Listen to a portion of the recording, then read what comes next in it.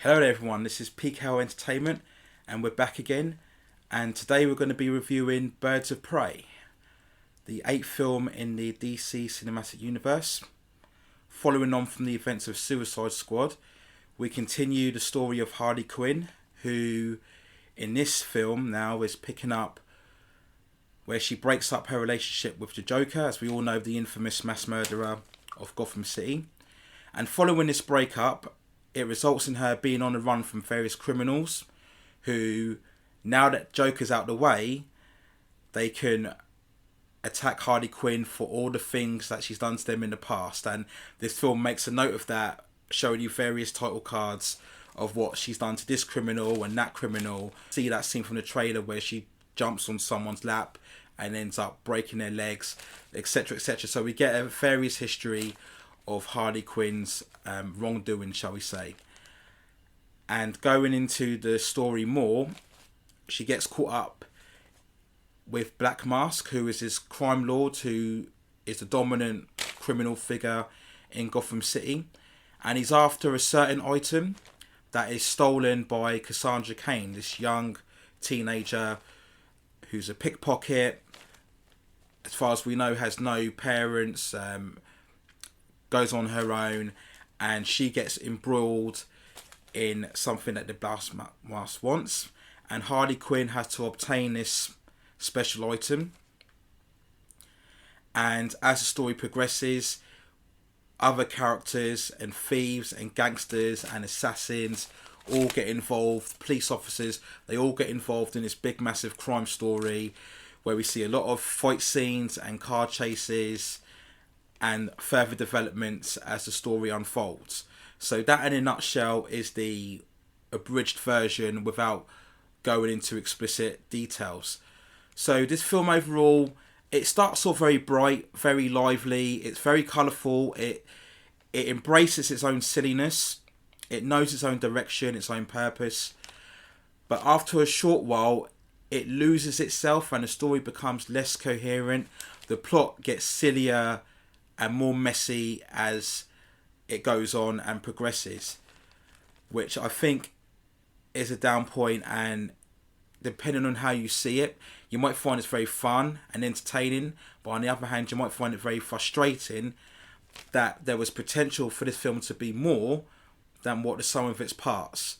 But to focus on what's good, now the biggest attraction of course is Margot Robbie.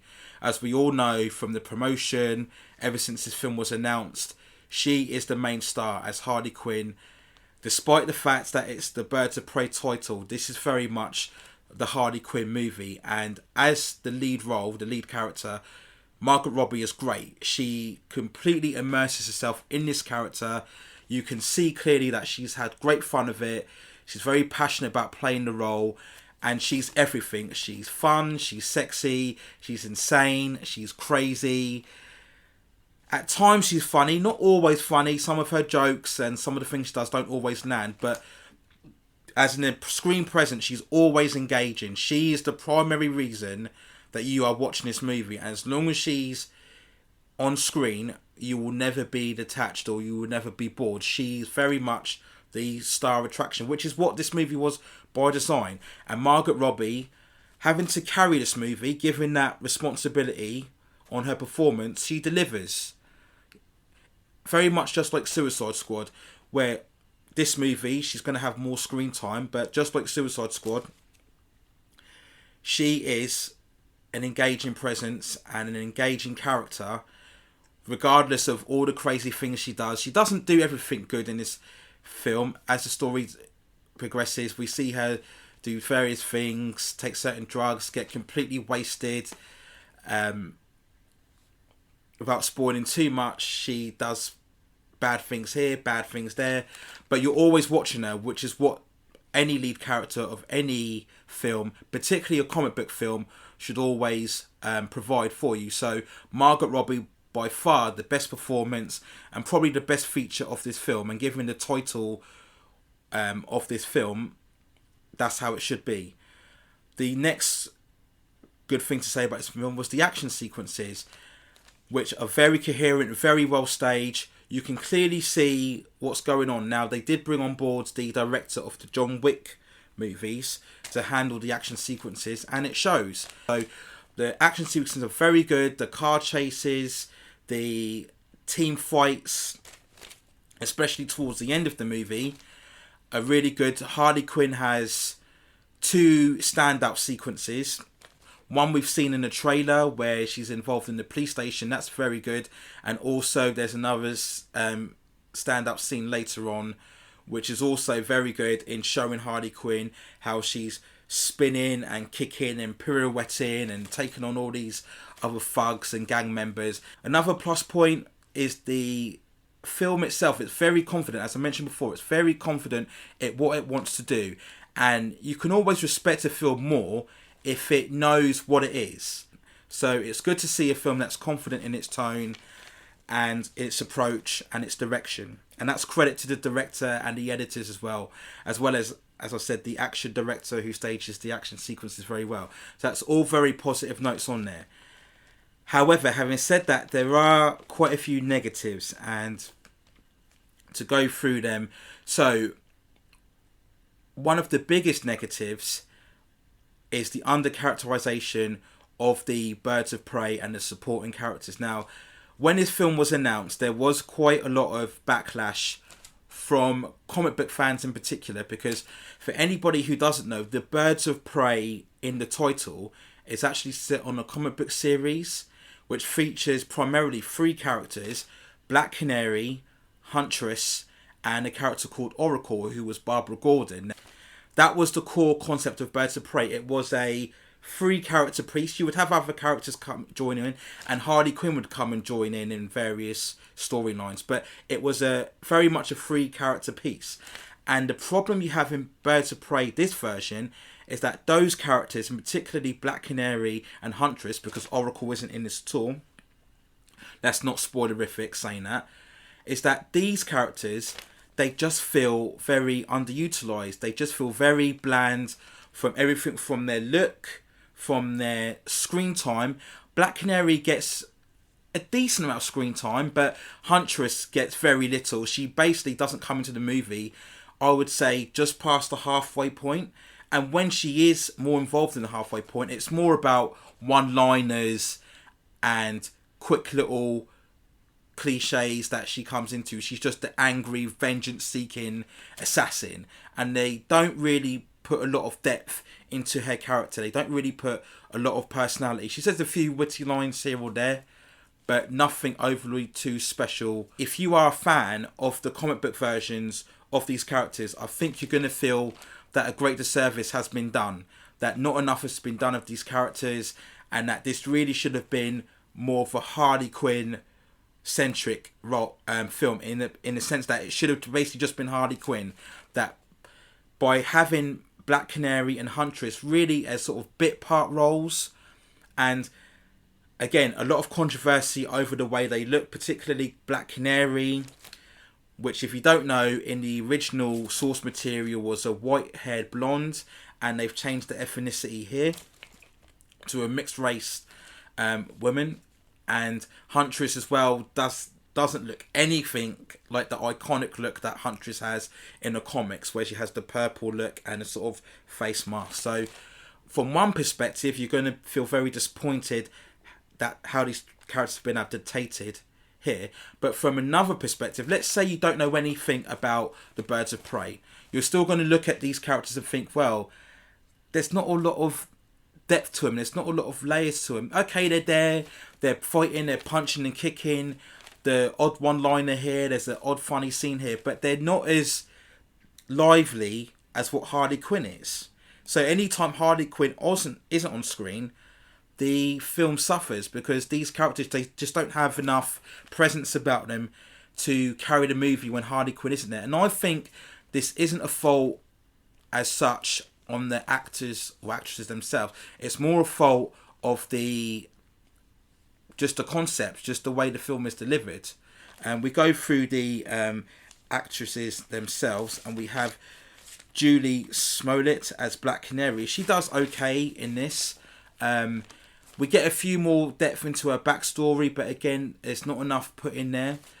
We have also Rosie Perez, who, if you go way back, you'll know her from White Man Can't Jump. And she's basically just a police officer who is chasing around these birds of prey, and she's picking up on the case. Her story is that she had a groundbreaking case years ago, but somebody stole the appreciation and all the credit. So her boss now has her working under her as a result, and she's very bitter and twisted about that. And she's on the case following Harley Quinn, but gets more mixed up to it and has to search more for the Black Mask. So Rosie Perez as Montoya is okay, gets a decent bit of screen time, but again, not really a full-on presence that I think she could have been. The main other star attraction is Ewan McGregor as Black Mask, and he, just like Margot Robbie, embraces a lot of charisma and has fun with the role. Very flamboyant, very campy, if you like. Most of the time he seems very harmless, because he has his henchman Victor Saz, who has these scars on his body to mark the killings that he has of each character, and he's the kind of person who keeps track of Black Mask every time he has a tantrum where things go wrong and out of place, and he's the one to sort of calm down Victor Saz. So he was okay in this role, but Ewan McGregor exhibited a lot of charisma, as I said before, goes a bit over the top, and as the film progresses later on, again, he loses any screen presence he has. I have to warn you, there is, I would say, at least two very disturbing scenes. The one in particular, without spoiling, which is at the beginning of the film. It's not graphically violent, but what it hints at, the violence it hints at, is a bit disturbing. You might find yourself wincing when you're watching this sequence, so just to warn you. And then there's another sequence later which isn't as graphically violent, but the tone and the seriousness of it is, it gets your attention. And the complaint that I had, we always have this debate in the DC universe, especially. Superman is too overpowered. He's too much for the other characters to relate to. He's always stronger, faster, more physically capable than everybody else, okay? And we like Batman and the characters within the Batman universe because they're more grounded and they can be hurt more, therefore that makes things more tense and more exciting. Well, they kind of abandoned that, especially with Harley Quinn. Now, if you don't know the character very well, basically she is just more for the companion to Joker, and the fascination with Harley Quinn is how she was able to connect with the Joker on a much more personal level than anybody else. Okay, you'd think nobody could connect to the Joker. He's a psychopathic killer. Why could anyone find anything to connect on a certain level with him, particularly on a romantic level? But somehow Harley Quinn did. That's the fascination of her character. She has no superpowers. She has no combat training. She has no mastery of weapons or technology. There's one sequence in particular where she's trying to get to a certain point and she just lashes out and starts banging and crashing things because she's got no skill set on how to handle trying to get in certain areas or certain rooms. So Harley Quinn is just basically a crazy woman, okay, with a baseball bat for the most of the time. But here, they make her this super capable, skilled fighter, and it's not spoiling anything in particular, but you'll have sequences where she's against 6 or 7 different people and she is literally handling herself big time. She's roundhousing, kicking, pirouetting, sliding on the floor. We get these super slick slow motion shots of Harley Quinn handling herself. And she's taking these hits, she's taking these punches, she's getting crashed into walls and crashed into doors, but she just picks herself up and she's able to handle herself. And she's flipping over cars and she's pirouetting and spinning into cars. We see trailers where she's roller skating on Huntress's motorbike, and she's super competent, capable fighter.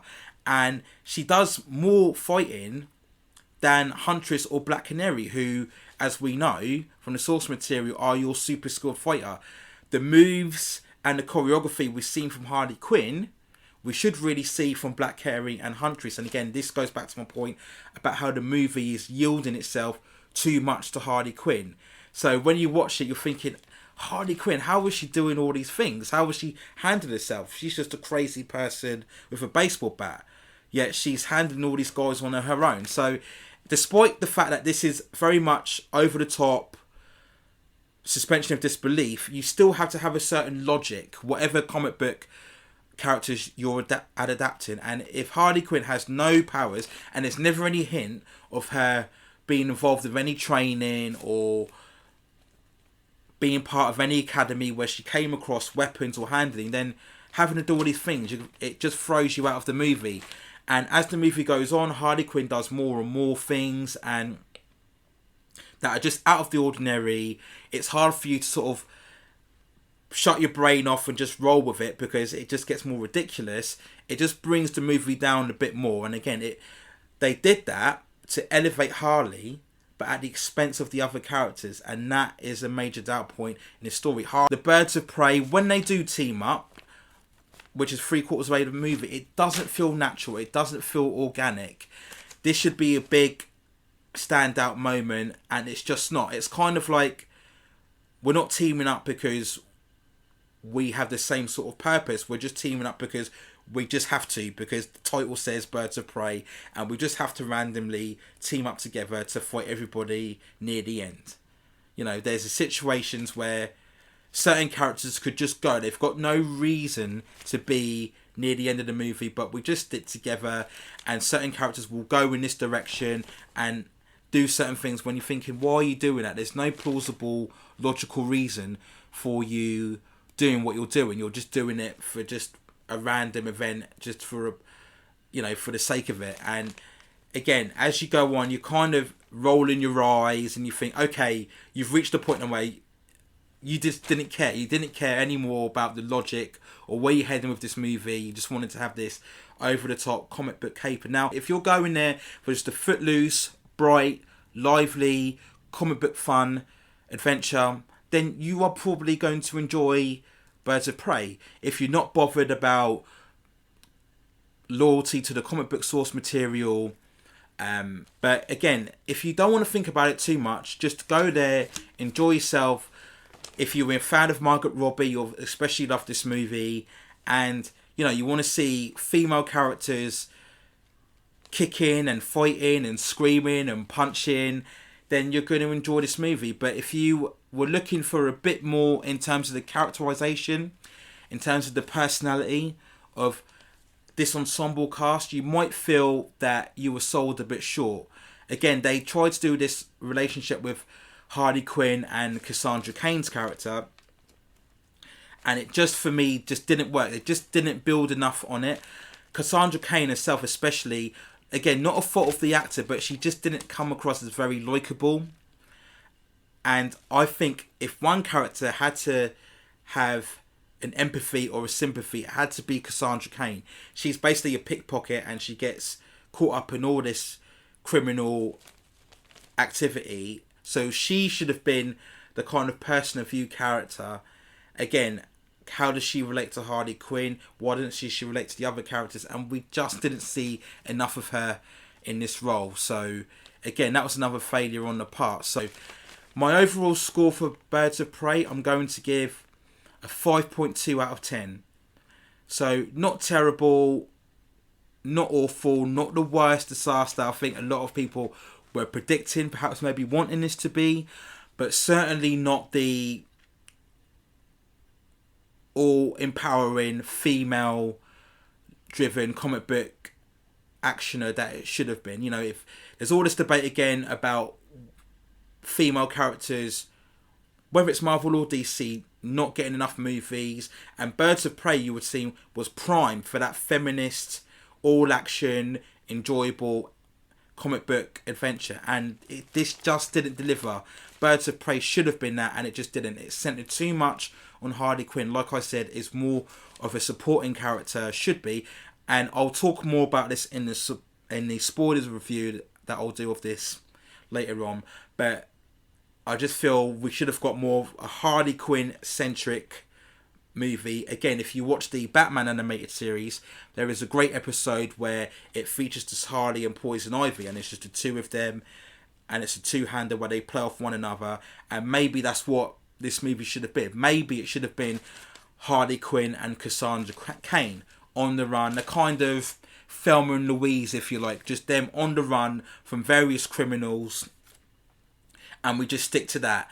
And then maybe Birds of Prey have their own movie later on. I think that may have brought about more satisfactory results, if you like. But yes, so not bad, not terrible, just not great, and not the movie I think we could have got, maybe should have got. Margot Robbie is great, and I know that she will be making an appearance in the Suicide Squad sequel, which I believe is out later this year. Correct me if I'm wrong. It's either later this year or early next year. So we'll see plenty more of Margot Robbie's Harley Quinn. Who knows? Maybe if it succeeds at the box office, we may get a sequel, which may be more Harley Quinn centric without giving too much away on that. So those are my overall thoughts on the non-spoiler review. I will go into more depth on the spoiler review, but let me know what you thought in the comments below. Did you enjoy Birds of Prey, or did you feel like me that it did a disservice with certain characters who should have got a much better treatment than what they did? And whether the DCU will give us that better treatment in later movies, we'll find out in the future. If not, then we'll see what other projects are coming up in the future. Maybe we'll get more references in the Suicide Squad sequel. So those are my thoughts for now, and I'll be reviewing a lot more films in the future. But for now, take care of yourselves, and I will see you soon.